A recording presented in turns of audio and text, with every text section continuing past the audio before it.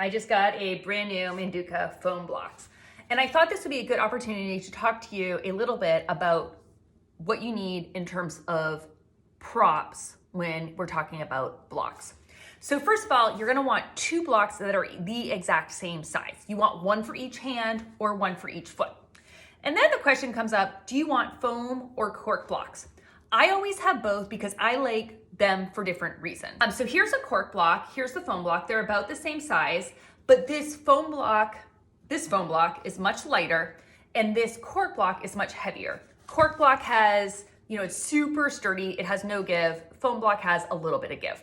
Typically, I like a cork block anytime you are standing on the block or anytime you're bearing weight on the block. So if you're doing a jump back or a jump through and you have your hands on a block, cork block, no give, better for the wrists. If you're standing on a block, cork block, no give, it's gonna be sturdier and more stable.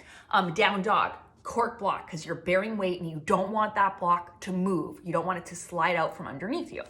So bearing weight, if you're stepping on it, standing on it, you want cork block. However, there's a lot of other things to do with the block. And for those, foam block.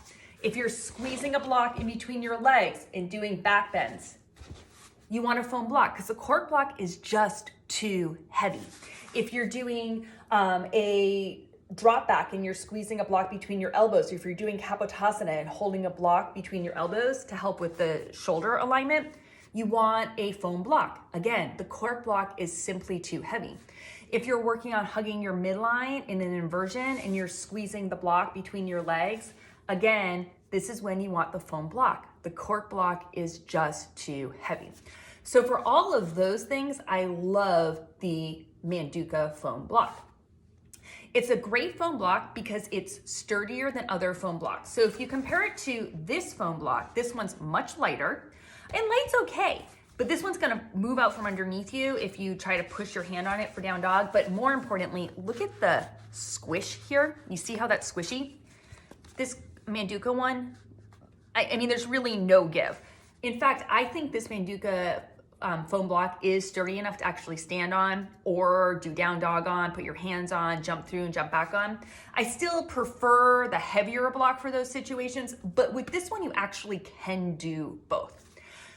So if you're in the market for blocks, highly recommend all of Manduka's props. Remember, you want to, because you need a block for both hands and you need a block for both feet, and you want those to be the same size. And eventually you can get a bunch of different sizes. Like I also have these very, very skinny blocks that I use for certain occasions.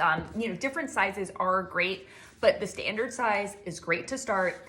And if you shop the link in my bio, you can save 20% with code JenHoliday. Check it out. It's really important to have the right stuff for yoga. You gotta have what you need to do your practice.